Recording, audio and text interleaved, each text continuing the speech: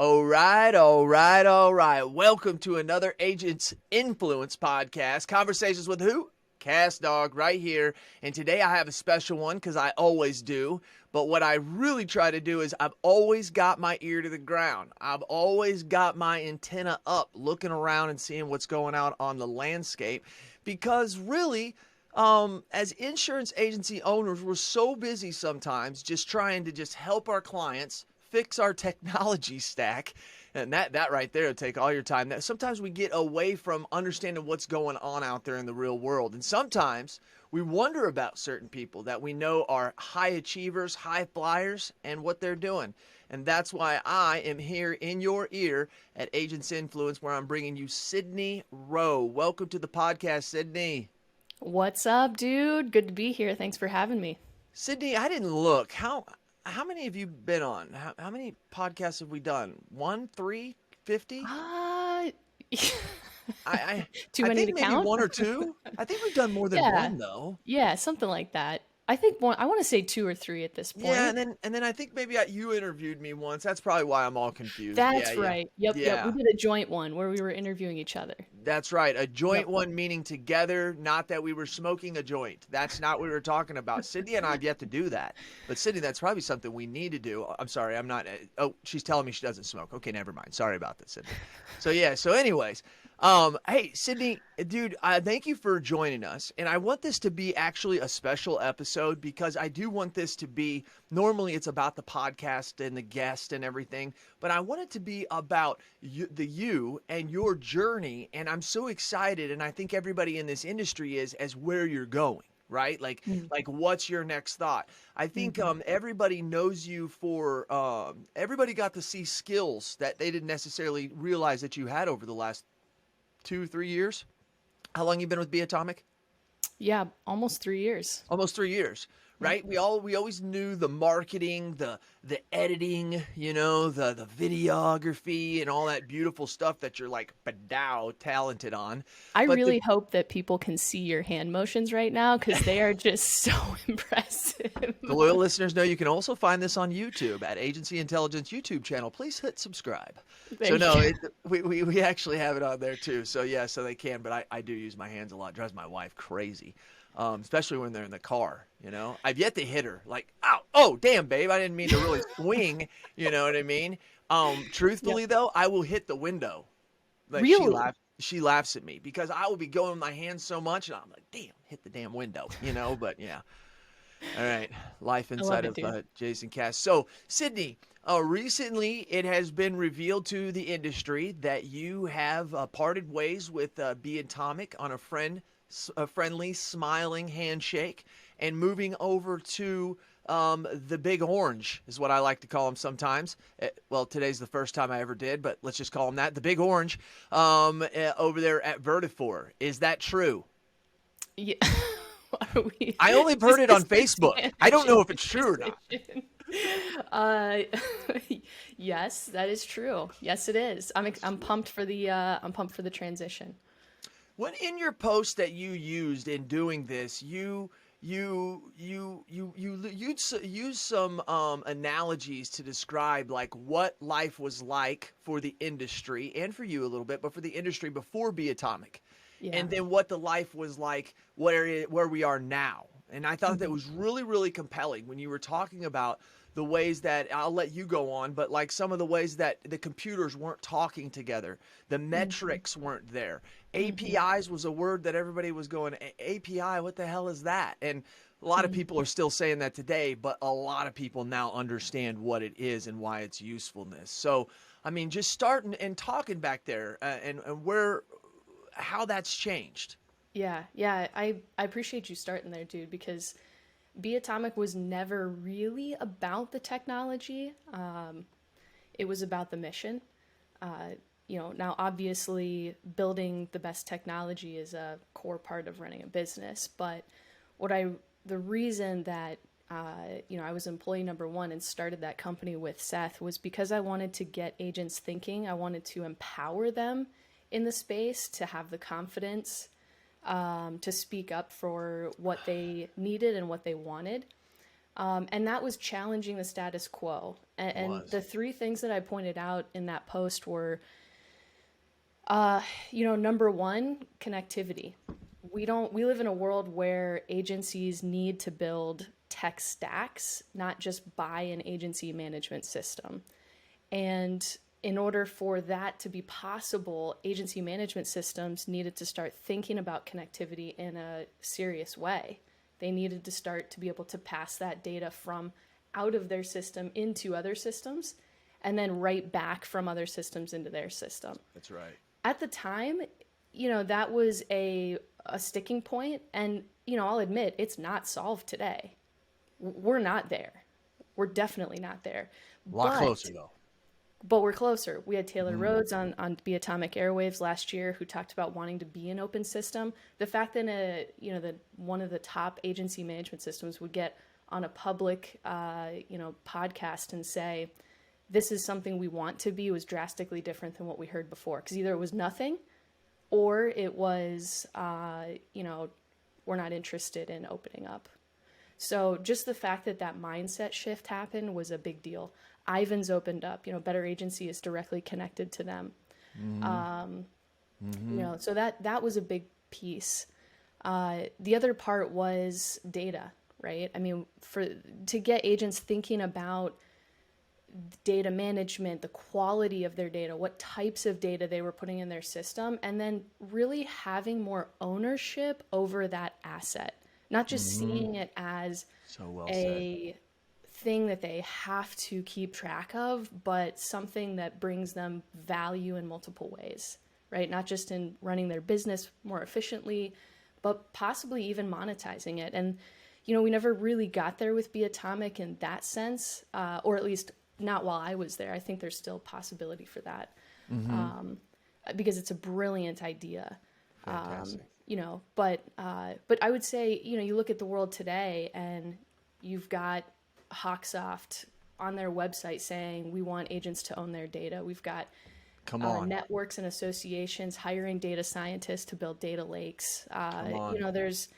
There's a lot going on in that space. And then the last piece is InsurTech, right? We saw a lot of carrier-focused InsurTech, but not as much agent-focused InsurTech. And now today, 3 years later, we've got, and I'm going to shout them out. And there's so many amazing projects. You've got Glovebox, you've got Enable that just popped up in the last couple months. You've got all these different Propeller, right? I mean, oh my God. The carriers that are out there, the Openleys, the branches, the clear covers, come on. Yep. As you said, they shifted away from who's got the deep pockets which are the carriers, and can we fix their claims issues or their processing, to saying, wait a minute, we can make money on sales and we can give the agents the tools to make those sales where the agency companies can't. Yes. I hope, loyal listeners, you're listening to this, because thinking about where our industry was, and we're talking 2018. We're talking 2019, and now we're talking 2022, and you're framing it up so well, Sydney. I mean, of some of the things I wasn't even thinking about. This is very powerful where we've come from. I agree, and it's hard to see it. It's like watching a kid grow every day, right? We're in it every day, so we forget to look back and say, okay, where were we 3 years ago? But the industry has changed. I mean, it really has. Again, we're not even close to where we should be. We need to be much farther ahead, but we're getting there. And so I guess to go back to your question, that was what was so special to me about Be Atomic, was the ability to be an agent of change, a little bit from the outside in, right? To say, I'm going to say the thing that everybody else is thinking, and say it in a way that demands respect from other players in the industry. And I'm going to put my money where my mouth is. It was a bit of a tough road at the beginning of Be Atomic. So, there were some sacrifices that we all had to make, and it was very much worthwhile. And, people don't know, but it was, let's see, man, was that an airport? It was, it was a convention center in North Dakota that you and I met, I believe. Yes. Right? Oh my, dude. Yes. I I remember was because I was a fangirl and I was like, oh my gosh, Jason Cass. And I remember you because Sydney, I are knew Ryan. you're not a fangirl anymore? I mean, what the hell's up with that? I already got your autograph, dude. Come on. Okay, good point. Good point. So yeah, Yeah, right? yes, I remember that. In the middle of nowhere, they had this theme park. I mean, it's Middle of just nowhere. so random. In the middle of nowhere. I'm talking, folks. I mean, it's like you walk out this building, you look as far as you can see, there's nothing. Nothing. I Yep. mean, nothing. And then they had Yep. this beautiful facility in the middle of nowhere. And I remember I'm sitting at this table. I'm sitting there with Marty, but I'm also the incoming chair at the time out of Michigan, Dave. Dave and him and his wife, David something. I can't remember. He was out of Oh, Michigan. yes, yes, yes. He was on Anyways, the wow, I can't even believe executive I board. remember that with all the weed I smoke. So He's yeah, one of the so classiest dudes. what is Yes. he? He is one of the classiest dudes. Like, Totally, bro. walked out of Brooks Brother magazine or something, man. Like, he's A amazing. great guy. We're sitting there, and then come in because I think Marty was there, and you had Yep. just flown in or something like that. And Yep. it was amazing. Like it really truly was. Like how I really had no idea who you were. I started hearing about some things you were telling me about coming from this agency, which was, I believe, your parents' agency, and how Yep. you were doing this. And it was like, whoa. And it didn't take much time at all for you to really pop up on the scene and show your expertise. You've always been such a great, I mean, fresh breath of air in our industry. You really, truly have. And I think that people know that, right? And so when they see where you were, and then with Trusted Choice, and then what you did for our industry there by exposing a lot of the things that we needed to see, all the greatness of agents out there, and then being able to go into Be Atomic, talking about the shift. We're not going to say that everything happened in the last 3 years that you described because of you, but it was people like you and 4 or 5 others who were really leading the charge, really pushing it out there. Sometimes people would say that sometimes the videos were a little over the top that Be Atomic did, but you know what? They sat around and they talked about it. And it was Mhm. things that when they went back home and they were working out or they were cooking dinner, they were thinking to themselves about those things and why they changed. And you Mhm. can't believe probably how many indie products are developed today because of what Be Atomic did, as far as making us realize that, guys, we can, as you said, have a tech stack rather than just necessarily having just one AMS system. I mean, it would be great if it was all integrated, but then again, it wouldn't be. And I say that to all my loyal listeners because that's why I don't like Apple. Haha. See, I really don't. I mean, really, Apple's the best out there. They really are. I just don't like how they make me work with everything they want me to. That shit Mhm. drives me nuts, Mhm. Drives me crazy. I'm not a military guy. I don't follow orders very well, so it's just, don't like that. So anyways, that was some of the stuff that Be Atomic really, I mean, Be Atomic and others really push that envelope. Recently, we actually have invested in the last 30 days, just going to throw this out here real quick, with Agency Zoom, because we really want to upgrade our personal lines and we want to automate it, right? Because we're big commercial lines guys. And Austin Moorhead, who we use through automation, is like, Cass, he's like, here's what it is, here's this, here's that. He's showing me the automations. I called like 4 or 5 agents that use this program, use this one. And we settled on Agency Zoom for a plethora of reasons. But I'm blown away by this product. I'm blown away that you can just connect things like it's just Mhm. like going out of style, Mhm.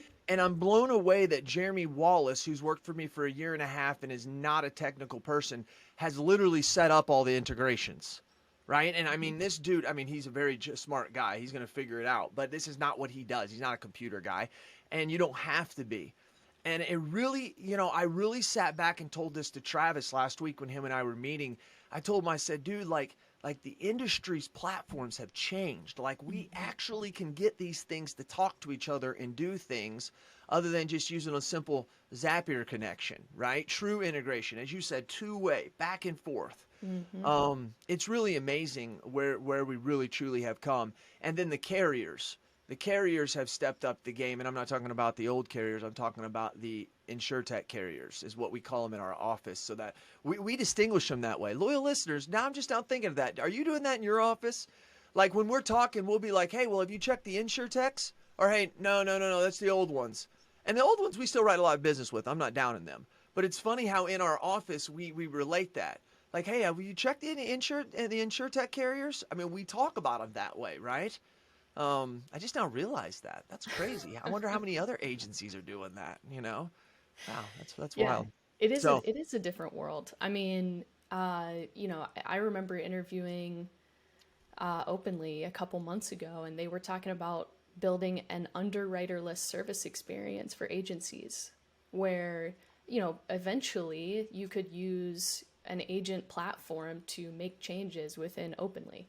Matt and Ty are thinking along those lines. Now, it takes a while to get there, right? You've got to build out the data model, you've got to build out the endpoints for the APIs, you've got to find the right platform to partner with, and that's a tough strategic decision.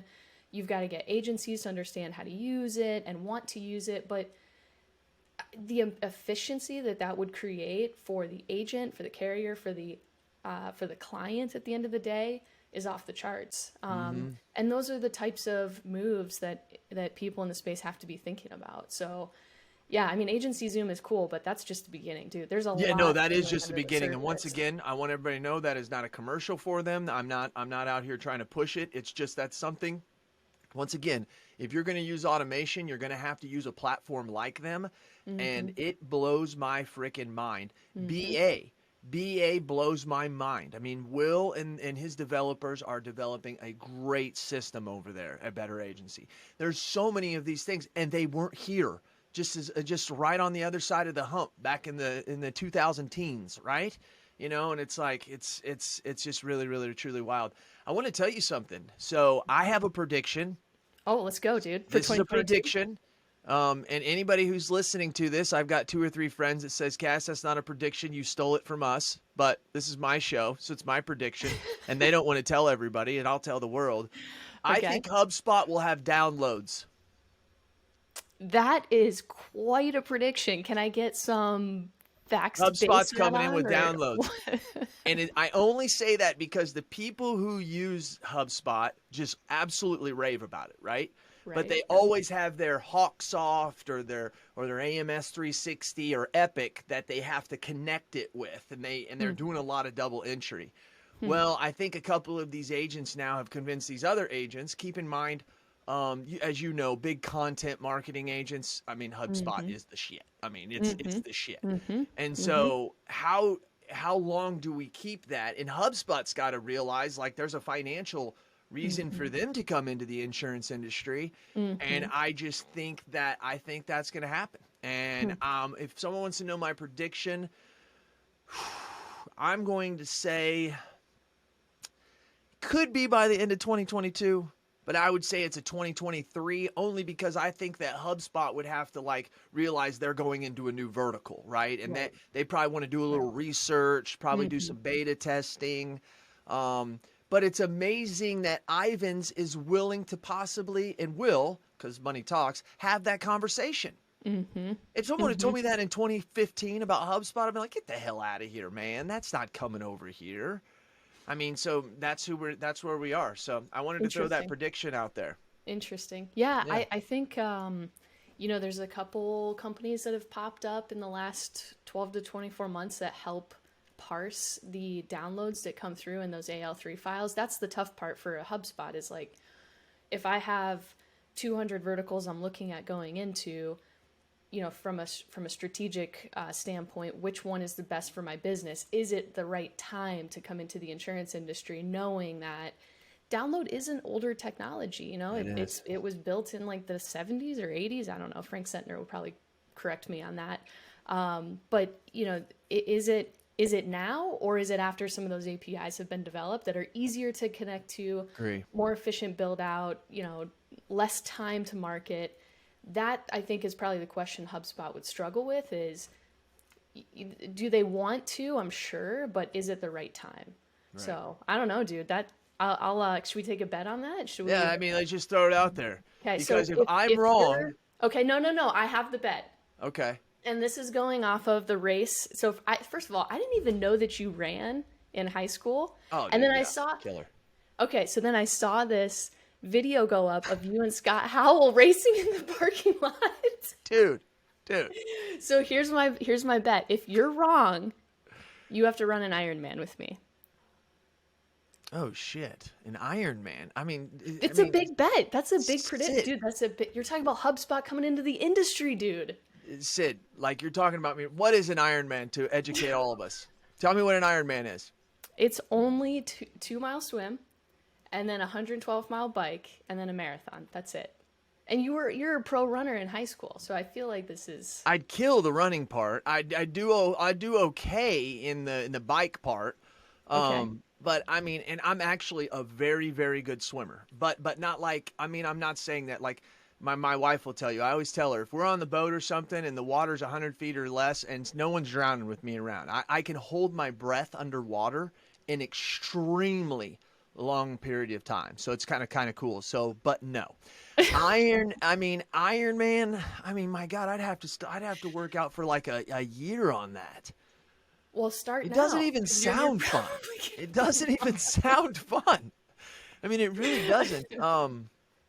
I tell you what, I'll do a marathon if I'm wrong. Done. I'll join do you. Okay. What the hell am I doing? We're doing it together.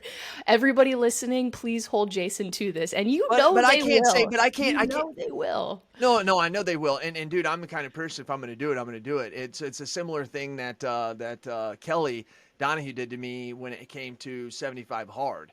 And she didn't pressure me this hard, but it was kind of like, you can do it. And I'm like, all right, forget it. I'm going to do it. And I did it. And it's life changing. My year of 43 in my life has been a life changing year for me. You're 43? There's no way. 43 years You are old. deceptively 43. 43 years old. Well, I mean, it's what happens when you got these looks. You know what I'm talking about? You know? I'm joking. I'm totally joking. I'm just trying to be funny. But no, I'm 43 and it's been the best year of my life. It really truly has. I mean, just business wise, but also my health. But I attributed a lot to 75 hard. Like I got done with that on December 3rd and I'm still working out in the morning. I still run. I mean, I'm very, very, very fit. It's really done some wild stuff to me. I will do it. The problem is I can't guarantee the bet. Okay, so like I don't think it's gonna happen. Like all the stuff you said with technology changing and trying to figure out the different verticals. And yeah, should we go in now and learn Ivans when in a year from now they're gonna be coming in different? I don't know. So that's why I'm like 2022. That would be idiot for me to say they'll be in the insurance 2023. industry. We could do a 2-year bet. That's cool. I've never seen you struggle. If I'm my not gonna buddy, lie, well, I've I'm never sitting here seen you thinking, speechless. because see, I'm confident in the things I do, but I'm got not you. the one in charge of this. And these Okay. idiots that I hang out with are probably talking crap, and I'm going to make this bet to run a marathon. And actually, they're so mean-hearted to me that they'll probably delay the HubSpot thing until 2024 so that they can win. January 1st. I'm telling you, that's what they'll do. So I'll say it. If it's not here by 2024, the start of 2024, into 2023, I will run a marathon with Sydney. And Sydney, let me tell you a little inside. I kind of want to run a marathon in my life anyways. So this is the thing that is going to push me. You're welcome. I'll do that. But yeah. I got you, bro. The bike just doesn't sound fun. Like after 20 miles, I ride. After 20 miles, like I can't walk for 7 days. That you know blows what I mean? my mind because the run is the hardest part for me. Oh no. Yeah. I have a lot of oxygen, so I just go. I just go. You know. So like I'll tell you this, like this is a superhuman power of mine. Loyal listeners, you can try yourself. If you have a normal pool, like let's say an above ground pool, because all in-ground pools can be different size, but like above ground pool, a normal big circle above ground pool. Yep. I could go down and back. We'll say that's one time. I could probably do that like 6 times. So I could probably go 10 to 12 times back and forth. And if any of you have done that, I've never seen one of my friends go more than 5. So I can do like 12. It's just amazing. Like I can hold my lungs. It's really, really weird. But anyways, this isn't about me. Sydney, HubSpot coming in, or I'm running a marathon. Wait a minute. What if they do come in? What are you doing? Well, let's keep going. Weren't we talking about something else? I'm thinking, as active as you are, we're gonna have to climb like Mount Everest or something. Actually, so I have 3 bucket list items right now. Okay. Do an Ironman, climb Mount Everest or something similar. I don't know if you've seen, did you see 14 Peaks? The one Yes, with I that did. guy Yes, Ninja? I did. Yes, I did. Oh, brilliant movie. So where Mount Everest had like a traffic jam, it makes me not want to climb it. It's kind of like a bandwagon thing at this point. So I don't know. We'll see. Gotcha. See, you're a lot like me. I'm the same way. If Right? everybody's doing it, I don't want to do it. Right. And then there's this guy named Wim Hof in Poland who does a 3-week cold therapy expedition where you like climb a mountain with shorts and shoes on. That's, like in the snow. You jump in. It's all about like, mental conditioning. Ryan Hanley talked about cold showers, that kind of thing. So that times, couple. I was just watching this Instagram special. It was like a 8-minute special. I watched something I don't watch anything on YouTube for 8 minutes. And then I watched this, and it was about this guy that his wife died. She was the joy of his life. I think it's the same guy you're talking about that walks into the snow. Yeah. Yeah. So his wife died. Yes. She was the love of his life. She had, I think, bipolar or something. She jumps off the 8-story building, dies. He can't get over it. He's walking. He goes into this ice water, and come to find out when he's in the ice water, he doesn't feel her pain. And so now he starts doing this, and now he starts doing, and he became like Mr. Cold Man or something. This was back in like the 70s and 80s, and now he's like 70 or 80 or wasn't the 70s. Now he's like 70 or 80. But yeah, but yeah, that dude's incredible. Yeah. Well, and he holds the Guinness Book of World Records. He holds the Guinness Book of World Records title for being the person who can, sit in cold water the longest. And when this first happened in the 70s and 80s, they actually didn't believe him. So they took him into a medical facility and were doing all these tests. They're like, you must be a superhuman. There must be something wrong with you that you're able to be in the water this long. And after doing all these tests, even they put like E. coli into his bloodstream to see if he'd get sick from it. And he didn't. It was super weird. Yeah, it's a crazy story. Monks can do the opposite. So they say monks up in like the Himalayas or wherever, and they're up in their place where they do their prayer and stuff. They can raise their body temperature up to like 106 degrees Fahrenheit, which anything over 102 or 103 can kill you. But they can get into like this meditation that they can warm up their bodies, opposite of what Mr. Coldman does.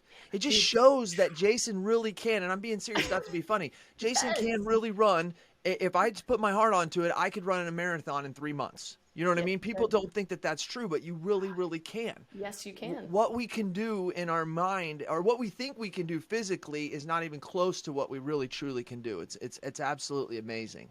Agreed. It really, really, truly is. So, yeah. So, why the big orange? How'd this come about? I know. I'm gonna start calling them that. So what? So what's up with? Why? What happened? Where? I mean, not what happened, but where do you see yourself going? Yeah. Man, that is the question, right? And let's talk about it, because I think a lot of people who are listening are confused, right? Because I spent the last 3 years challenging the big orange, and what do we call the other one? The big blue? The big blue. Yeah. The big blue? Okay. Just not the same, because blue's everybody, but orange is cool. Yeah. I don't know. Yeah. We could say some things, but Reed would get mad at me, and so would everybody. So anyways, go ahead. Yeah. So, I think a lot of people are, some people might see it as even go so far as like a betrayal in a way. Like, hey, you said you were going to tear him down. You said you were going to take down the man in this David and Goliath situation. And, for me, I always wanted to challenge them. I was just as surprised when I got the phone call in October from the Big Orange, asking me a couple questions and offering up a role internally. And I that conversation is in the Facebook post. I looked at the Vertafore exec and I was like, I can't believe we're talking. And they're like, well, why is that? And I said, because I have been making your life really difficult. Mm-hmm. You might regret hiring me, honestly. And they said, well, no, that's why we're talking. So, I spent the next couple months digging into their culture and their roadmap and their product development for 2022. And really talking to a lot of people in different areas of the company to make sure I wasn't hearing one narrative that's coming from the top down. And is it perfect? No. There's a lot of work that has to be done, but I think there is a massive mindset shift internally. They want to, they see themselves as more than an agency management system company, right? They want to figure out how to build the best tech stack or enable agencies to build the best tech stack and truly reinvent themselves as a company. And for me, it's the opportunity. It really doesn't have anything necessarily to do with Be Atomic or Neon or the Big Orange. My mission is to be an agent of change in the insurance industry. I had the opportunity to do that from the outside in at Be Atomic and Neon, and now I have the opportunity to do that with the Big Orange inside out. It's a different strategy, but it's the same goal at the end of the day. And so, and I guess I don't know if that answers your question, but I'm excited for it, right? It's going to be a lot of work, but I'm pumped. So I think that Vertafore, aka the Big Orange, I think Vertafore has had a plan in place for a while, but I think that they fell into the plan that they have that's made them where they are now. Meaning, this plan originally started in 2013, 2014, and the plan that they have by buying QQ. Because they recognize the power of people, loyal listeners, especially if you've been in the industry less than probably 8 to 10 years. In 2013, 2012, QQ came out with this thing called the Marketplace, which allowed you to connect your phone and collect other things to QQ. And it was like, like, whoa, so we can have a management system and connect other things into it, And while Applied was over there going, no, we keep everything to ourselves. We don't do anything. Because at the time, Applied was actually a company that wasn't a tech company like they are now. They were a company that was trying to make money for their shareholders. Now, with different leadership, they have a different thought, and I give them kudos for that. They still have that mentality, though, of that inclusiveness. Vertafore didn't realize it at the time, but they broke that mentality in their company culture back in 2014 and 2015. I just don't think they actually realized it. And one of the things, for some reason, AMS companies cannot make a good CSR. Or, I mean, not a CSR, CRM. AMS companies cannot make a good CRM. And CRM companies, it's too hard for them to get into sometimes that and get into that. Yes. So Vertafore just said, let's go looking for these indies, right? And that's kind of what they found with QQ, because that's really truly who Mark Malis was and stuff. But he's an old pioneer in that. But then finding like an agency Zoom, right? Finding the agency Zoom and putting that together, drawing the Raider in. Here's the thing I want you to know, Sydney. You did take down Goliath. The problem was, though, is we assume Goliath to be the size of something when you took down the size of their mentality. You took away from them what Applied still can't get away from, which is everything needs to be about us. Everything needs to be about us. Vertafore came out with this product in around the same time, 2013, 2012, called Pipe Drive. And it was supposed to help you, and it was basically their form of a CRM, and it blew. And then they tried to get this relationship going with Salesforce. And whether that's still there or not, I know behind the scenes, that's not the most smoothest relationship, even with Applied in the industry, because Salesforce is a little difficult sometimes to deal with, rightfully so. But the thing is I think that you took down Goliath in making them actually do what? Call you to realize that your mentality, the mentality that you were pushing in the industry, is who they wanted to be. And that's why they reached out to you. So what you did is you took down that mentality. You broke down those walls for us. And then when you say like joining them, I think smart people realize that we keep our friends close and our enemies closer. I just had to say that. That's not the truth. I mean, you're not going to work for your enemy. But let's be honest with you. I mean, that is something. And maybe that's what they're doing to you, right? They really see you as the enemy. And where can we learn the most from? From the person who we would see as our enemy. And for all us listeners and Vertafore and Applied, I'm not saying enemies. I'm using that, in this course of this conversation. No one's really truly enemies. I support Applied. I support Vertafore. I support them all because you're supporting agents, and that's what we're supposed to be. I will say I like Applied the least of all of them, but I've also said they actually have the most all-around best system. It's just very inclusive. But Vertafore actually has the mentality of the tech stack. And I Mm-hmm. think that's what you really brought to those executives. And kudos to them for reaching out to you. And I assume that if they're reaching out to you, they're probably reaching out to other people in the industry in many, many different sectors Mm-hmm. to probably catapult this idea going forward. But I want Vertafore, the Big Orange, to know, and I want you to know, Sydney, anybody wants to call 618-532-2277. That's Cass's phone. People say, why do you give out your phone number? I don't know, because it's on Google too. 618-532-2277. You called, you asked for Travis. And you asked Travis what Jason Cass said last week. Be sure to tell him that today is February 10th at 8:45. So whatever I said last week on the, hell, I don't know when it was, the 3rd or 4th or something, I told him, I said, of all of the management systems, the leader right now is Vertafore. Mm. So like 2 days ago when we saw you were joining there, he hit me up. He's like, dude, did you know something I didn't know? I said, dude, I did not know that. I really did not know that she was leaving. I said, I'm just telling you right now. And it's because I see this connection between the Raider, their adoption of QQ, because I got to admit, for 2 or 3 years, they didn't know what the hell to do with QQ. They're sitting there like, should we like shovel this, shelf this thing, what should we do? But they got to thinking, and I give total props to Tolga and Mo. But here's the truth, Sydney. Here's the truth. No one really knows this. Tolga was a sponsor of Agency Intelligence.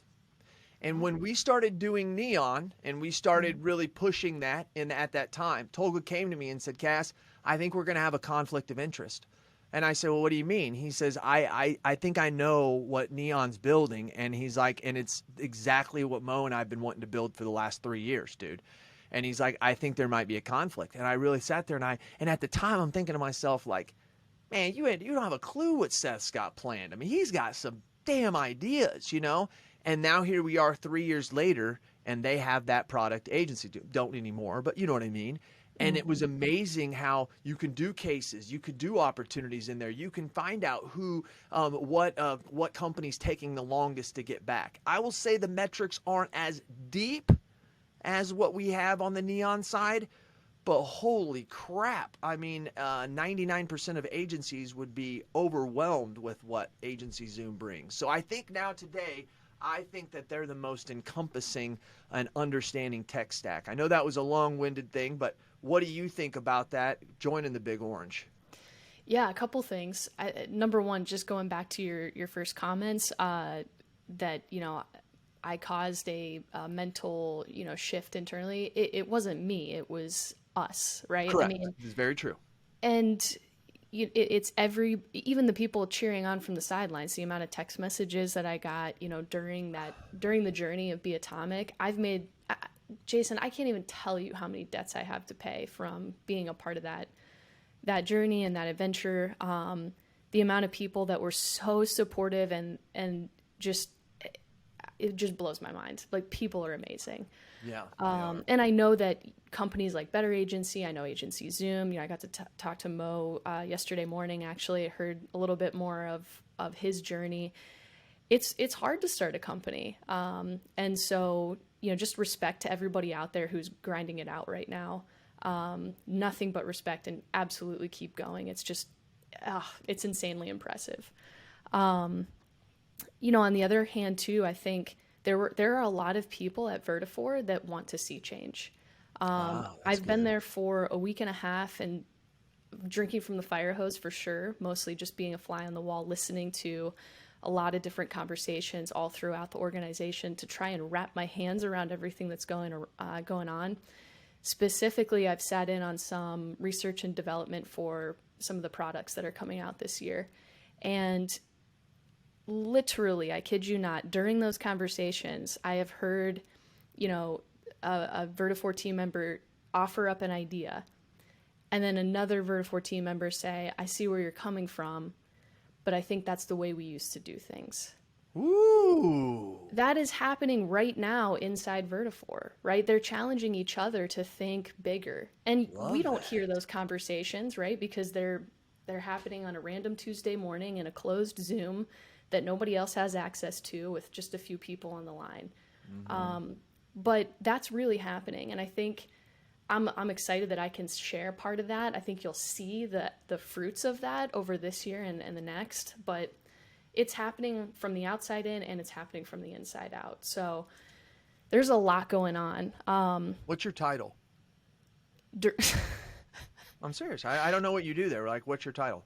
Director of Agency Marketing.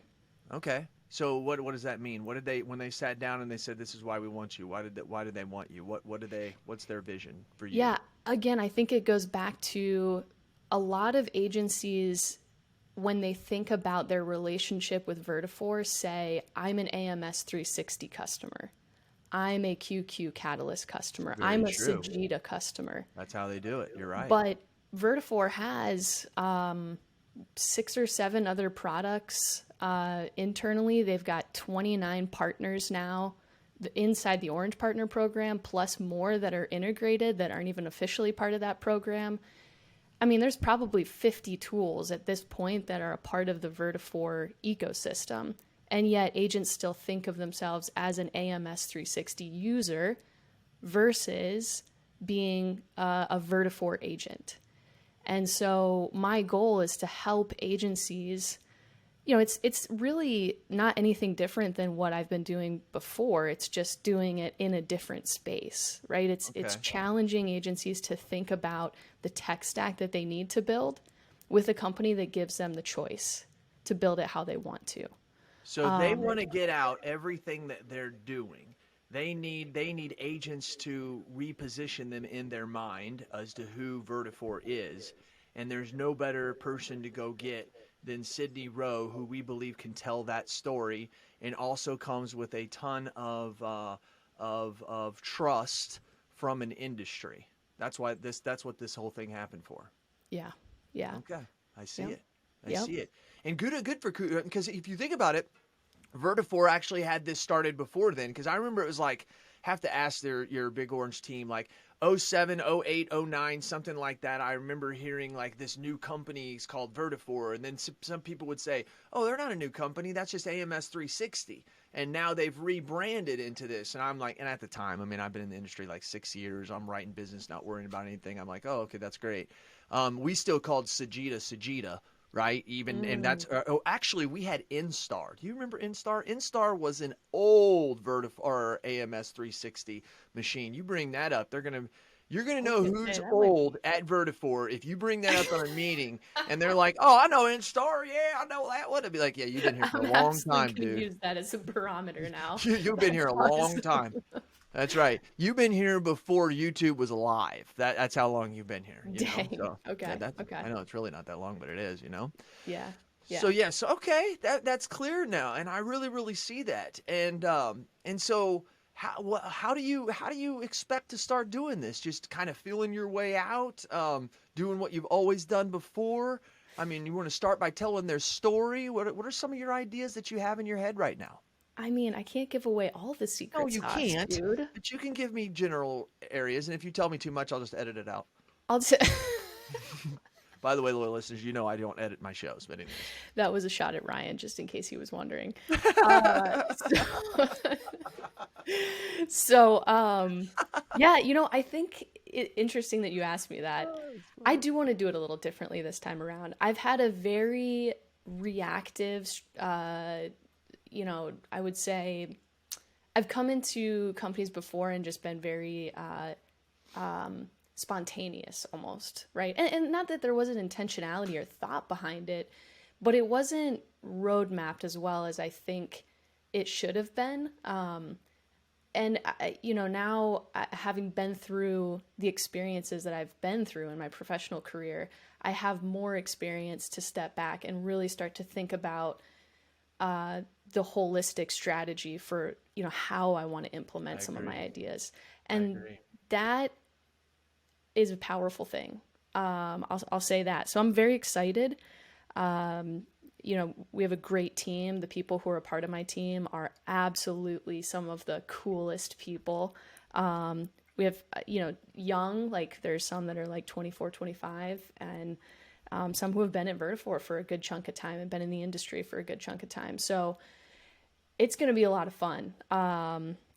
I'm very excited, and I'm not going to give away all the secret sauce. You just have to stay Okay, no, tuned and I and don't want buckle any of up, that, but bro. you gave us a lot there. It really is, and we kind of know your style. But what you said is so great. I mean, you were in such your baby learning stages at Trusted Choice, right? Yep. So I mean, you were just like, I'm just going to absorb what I can, right? Yep. And then you finally stepped out and said, okay, I think I got something here at Be Atomic. And being just learning from those two places, the people that you worked at Be Atomic, I know those people, and they're like top notch, high level Mm-hmm. people. People have no Mm-hmm. idea the team that Seth has assembled Mm. and the people he's put under him. And then now coming here and really truthfully, let's be honest, tons of resources. You have tons Yep. of resources. You are with, I guess you depend on who you ask and what size. The second largest management system, the second largest company that happens to have a management system and 50 other products called Vertafore. That you should probably cut that part out and use that in your marketing. I think it would be very, very, very powerful. But yeah, so I really do see it, and I really do appreciate it. Let's make some predictions for the future, shall we? All right, let's go, dude. What happens with these insurtech carriers? So let's talk about this, Ooh, Sid. Now, loyal okay. listeners, you and I know that as of this point in time going forward, I don't know where it's at. It's around the 45, 47 mark. Sydney and I have no idea what we're talking about. We are not professionals in this. Please do not take our advice and go buy crypto because that's the biggest scam in the world. What I ask is that you just listen to us and don't hold these predictions to us. Well, yeah, hold these predictions to us. But we really have no idea what we're talking about. Insurtech carriers. I can't see that they remain as awesome as they are and not get bought up. What's your thoughts on that, Sid? Interesting. I, you know, I have a lot of thoughts on Does that. Hartford continue to let Courtier, I always say their name wrong. I wish they could make some easy names for Jason. Okay, I butcher Tina Smith. I need something easier to say, but Courtier or whatever they are, they start taking market share in small business. Hartford just don't stand there and take that. What's your thoughts? A couple different things. I think it depends on how much money keeps coming into the insurance industry. I mean, last year during the second year of a world pandemic, it was still the highest volume of VC dollars that was coming into the industry. So if that keeps coming in and pumping up valuations, making it too expensive for a Hartford to purchase, coterie, that kind of that makes it difficult, right? So that's one thing to consider. I think the other is the pace at which the incumbents move. I know for a fact there is an insurance carrier that is an incumbent that has a fully built out suite of APIs with full documentation that's ready to go, a team behind it to implement connectivity projects. And, it's really just waiting for the agent platform that's ready to go on that. We'll see who wins out on that front. The faster, or it could be connecting into Ivan's. I don't know Reed's plans on that front. But I do think that API strategy makes them much more relevant to an agent. And so, that could determine for them, that could determine for the agent which carrier to use, and again, starts to creep market share or contain market share back in the incumbent space. So that's tough, dude. It's very tough. I don't It's know, very tough. man. Now think about what Applied and Vertafore, a lot of them have done up to this time, right? It has been focused on, yes, the agent is important, so our product is good, but we need shareholder money. I think a lot of that's been gotten away from, as I stipulated earlier, become way more tech companies, way more focused on that. I don't think that's who we are today, but that's who the insurtech carriers are. Because yes, they want to create this technology and stuff, but at the end of the day, they're getting money from venture capitalists who, when someone comes to them and says, hey, I'm going to give you $500 million for your system or for your carrier, you get the heck out of here. And probably you're talking about carriers with money. It's 1 trillion for their system, or billion, excuse me, for their system. That's how it's going to go down. And so I'm not saying that's wrong or right. That's been an old argument in this industry, but I think about market share. Market share is different, right? Market share is not a technology to help client or to help agents. Market share is premium dollars not on the books because this other carrier out here is doing it. And it doesn't matter if it's InsurTech or whatever. I mean, Liberty Mutual buys State Auto, right? That there was obviously a synergy there, but obviously in certain areas they're probably getting their ass kicked by State Auto, right? And it's like, just go buy them. So I see that as an issue here. And I think here's where it's different though, Sydney. I don't think it's bad. And we're just saying Hartford because they're the big dudes in the room. But let's say Hartford goes and buys them, okay? I think Hartford 10, 20 years ago shelves that technology. Today, I think they use that technology. I think they would say, hey, we're going to buy them because they're taking market share in areas we couldn't do it, right? And that's where I think it will be different. I really, truly, truly believe that. That's where I believe and I have faith in Vertafore. I mean, they really didn't scrap QQ. There's people out there like Miles Merwin, Eric Garcia, badass, awesome agents who have awesome agencies that run their entire thing on QQ. Yep. You know, so it's I mean, look, dude, even Agency Zoom, I was just talking to the product manager of Agency Zoom earlier this week, and they've got 4 product updates. Sorry about that. They've got 4 product updates coming out in the next like 2 or 3 weeks, specifically Service Center. They're updating Service Center, which was, I think, you know, the big question coming into an integration or a partnership rather with Vertafore is, you know, are we going to give up user real estate inside of the agency management system to empower people to start using a different tool? And the answer is yes. So again, all things that will continue to come to light. And I think there should be people out there who say, I don't know, right? I don't know if that's going to happen. They should challenge the big companies because that's the only way we keep each other accountable. But also don't be blind to the things that are happening too. So there's a lot happening. Jay, do not hold these numbers to me, but I'm very close. I follow Will Smith. Not Fresh Prince of Bel-Air, Will Shaw.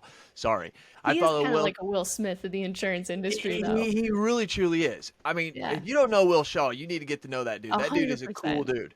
Went to dinner with him when I was in Tampa for IAOA this year, and I had never really sat down and talked to him much. Man, we sat there, a bunch of us, for probably 3 hours, and he's the coolest dude in the world. Great leader, too. Great leader. So let's see, what was I going back to? I was thinking of something. I can't remember. Crap. I thought you were going to start rapping. Like I could, but should you? No. It's the lyrics are too bad. Okay. The lyrics are really bad. So there's a video out there that floats around, and I have to squash it every time I see it. I'm not as embarrassed today as I was 10 years ago when I'm trying to like build my empire. I'm like, boy, that can't be seen. I was pretty drunk one night, and I rapped, I think it's track 12 or 13 on Snoop Dogg, Doggy Style, and it's homie, it ain't no fun if the homies can't have none. I know that song back and forth, and one night I decided at 12 o'clock at night I was going to go up on stage and take the microphone from the band and sing this song from beginning to end. And what was worse is the band actually knew the song and started playing. So I'm like, oh, shit. So I just started going, yeah. So if we ever do that, it can be on recording because it's really, really great. So I was not going to rap, though. I was not going to rap. Okay. There was one other prediction that I was going to ask you about. And now I can't remember. Sounds like as we wrap this up, I also want to go back to the Scott Howell story. Okay. So it's absolute. So we're at the One City World Tour, which was a fantastic little event that Bradley. That awesome. I was so proud of Bradley and Scott and Glovebox, because Glovebox is the greatest damn thing in the world. Yeah. And they have these food trucks, which was genius on their part, right? Rather than having these lunches, everybody go outside, you get the food trucks, you could get whatever you wanted. So I go out there, and I'm out there early because I realize there's a long line, and I get out there early, and Scott Howell just like comes through, and there's all these people, picture 60, 70 people just standing around out in this parking lot, and he's like, I'm going to race somebody. He's like, who wants to race? We're gonna go from 6 to 5. So 6 to 5, a parking lot, up on the light poles, they have 6. So like when you park your car at the Denver game, you remember like, okay, I'm under the 6 pole, right? So they had 6 to 5, and it was a pretty good distance. And he's like, we're racing from 6 to 5. And he looks over and he goes, Cass, you're racing me. And I'm thinking, this guy has the worst luck in the damn world. So I'm like, okay. So we start walking down to this 6, and Bradley's going to film it. We're going to run back towards the crowd, right? Okay. And I told him, I said, Scott, Wait, do there realize. was a crowd? Oh, yeah. Well, like 50, Oh my 60 God, people. this is 50, 60 amazing. people from. This is amazing. Yeah, so in the video you see, the crowd's behind Bradley as he's recording it. We go down there and run this way. Yep. And I just told him as we're walking down there, I said, bro, you realize you picked the one guy who actually ran track in high school. And for a year and a half, I did have a 39-second on the 300 intermediate hurdles record for Stray High School. It immediately got broke by my other buddy, Jeremy Queen, later. He still has the record. But anyway, so Cass can get up and go a little bit, right? And he's like, are you shitting me? I'm like, no, dude. Like, this is not, not only that, I just did 75 hard, right? So I'm in shape. I'm like, dude, I'm going to get you. And he immediately throws out, well, I got boots on. I'm like, no, you can't start that shit right now. So no, so we went at it. And to be honest with you, out of the block for the first, I'd say half of the distance. He was keeping up. I looked right over. I'm like, damn, this boy is getting it, Yep. And then I had to step it up. And then I tried to do my Heisman, but I couldn't get this arm to stop, because if I stopped this arm, then he was going to catch me. So so that was really, really fun. I think we're probably going to redo it because he says he was in his boots, and he was in some big ass boots. And I was kind of like teed up. So anyways, we'll do it. Scott was in the military, right? Wasn't he or am I totally blanking? No, you're right. You're right. Yeah, so he's got some mental grit, man. Like, I feel like if you get him going, he is one of 2 people in the United States history that actually passed boot camp, and I'm going to butcher this, Scott, but I'm still talking about how much I love you. The boot camp of the military, like, elite, and the Royal National Guard elite in Britain or whatever, or over in Europe somewhere. He actually is one of the few people that have passed both of those. People have no idea. Like, Scott Howell's a beast, dude. Like, he's like a beast. Yep. And not only that, he's absolutely hilariously funny. And he will be at BrainShare. He's going to be doing some stuff for us there. So that's going to be a fantastic time. So if you want to race Scott Howell along with Jason, just be a BrainShare. Dude, it's unbelievable. Let's go. It's going to be so much fun. I'm looking over here at my notes that I wrote, and I think we delivered to the industry. Wow, I've been trying to keep my podcast between 20 and 30 minutes. I've been doing good at that. That was Sid Roe. I'm sorry, dude. No, that's okay. We just have too much fun, and we don't do it enough. So there you go. We don't do it enough, and also to give it credence is that we have been through so much together, even since it's been less than 10 years. But the saying that you will overestimate what you can do in 1 year and grossly underestimate what you can do in 10 years. I mean, looking back to us sitting down at that table and just sitting there talking, and they don't understand, like, we weren't in a room full of people. There was no one in this room, and it was just us sitting at this table. And to know that where we would be today, right? Not us. I'm talking about this industry. I have this group called Podcasters United, and it's a chat, Facebook chat, and I have it with all the podcasters, and like they talk about just last week. You can fill me on this. Just last week, like, here, I'll just go without going into the long story. Being a podcaster today is cool. That wasn't cool 10 years ago. Yep. It was disrespectful to the industry that you were going out there and sharing things, and you were doing things like I don't try to toot my horn on this subject. I toot my horn on other things, but it was not easy for Ryan and I. It was not easy for him and I. We would go into forums and we would get told that we were immature kids and we need to quit thinking that way, and and we're ruining relationships, and you can't go into a group and talk about other carriers without an antitrust statement. I mean, it was the kind of stuff that we were getting. We had legal calling us from the Big I saying, no, you can't do that and do this, and things being done today. If someone does that, they're like, cool, and it's like, it was hard. And to know where we are today, I'm just so damn proud of this industry. You know, I'm so proud of all the podcasts that have popped up. Because I knew if we could give a voice to those who have no voice, we would create forward momentum and change in the greatest industry God ever created. And Scott says to me one day back in 2019, he said, Cass, I can't believe you're so accepting of all these other podcasters. I said, if I'm one and I can give a voice to one and there's 10, that means we can give a voice to 10, and that's only going to create more momentum and forward change in the greatest industry God ever created. So I'm so proud that you've been here with me. I'm so proud of Sydney for you where you're going with the big orange. And if they want to use that as their motto, because it's cool, they can use that, you know, as the big orange. I'll let them take it, you know. Maybe a couple shares in the corporation. Maybe I get some shares. Can I get some equity? So Yeah, there you go. Dude, I gotta tell you, like, just as a personal note, I really appreciate you taking the time with me. I mean, there aren't many people that would sit down next to a nobody in the middle of North Dakota and take them seriously during a conversation. And I think that's one of the things I've always really appreciated about you is you don't care.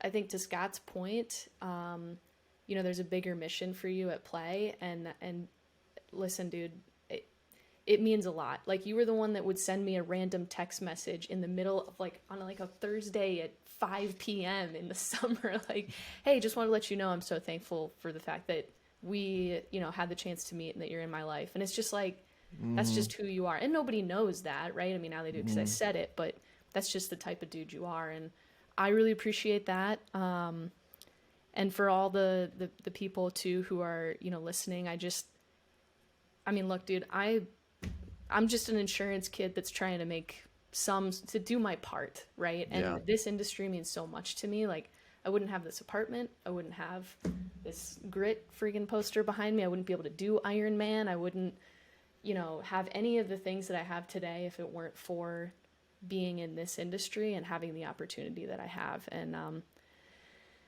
I just some of the best people that I've ever met have come out of this, you know, my journeys in this industry. So my best friends are in this industry. Not my normal friends, like out in the world, like my best friends. It's crazy. Yeah. It's so crazy. Well, and I think too, like I had a little bit of a chip on my shoulder, and once you have a chip, you always have a chip. I'm just more self-aware of the chip, I'd say. It's a good call. I like that. That's right. Yeah, but I definitely had a chip on my shoulder when I first started out, and I'd say I went through, you know, have you ever seen a rock tumbler where the rocks go in and they're a little jaggedy and you kind of go through it and then you come out the other side, you're a little bit more polished, a little less. I like that. I like that analogy. I feel like that happened to me, and you know, it's made me much more appreciative of the opportunity and the people in this industry. And so I don't know, for whatever that's worth, I'm excited for the next chapter. I'm going to continue to do my part. Sid's not changing. And I'll try and stir up as much trouble as I can, I suppose. So. Well, that's good. And congratulations to you. Congratulations to the Vertafore, the Big Orange. Is there? Yes, they've made such a great selection, and I hope they know how lucky they are. And Sid, this industry realizes how lucky we are to have you. So thank you very much for joining me, Miss Roe. Thanks, dude. All right, to all you loyal listeners, I gave you what you wanted. You wanted Sydney Roe, but you didn't realize you wanted her for an hour. So I gave you a little more than an hour of Sydney Roe and where she started, where she's been, where she is now, and the predictions of where she is going. Let those fall through. But I'm going to tell you what. Here's what we do know. You're going to get to know more about Vertafore than you probably ever have at a deeper level, at an understanding of, yes, what all their products are, but what they mean to this industry. And thank you very much for having someone like Sydney Roe be able to put that into our ears, because she knows what we're trying to deal with out here as agents. And yes, the industry has changed dramatically since she started at Be Atomic. And yes, I will attribute most of that to her because she is that awesome. Now, when you say that, you can can say it's a team, and you can say it's a team, but as you said, no one ever knows what's going on behind the scenes. No one knows that Vertafore is saying that's who we used to be. No one ever knows those things, and that team can be as solid as can be, but someone has to have awareness to it, and that's what Sydney Roe brings us. So remember, that's why I brought her on here, to remember to tell me your thoughts and tell me your ideas, and I'm going to tell the world what you have to say. This has been Jason Cass, and I'm out.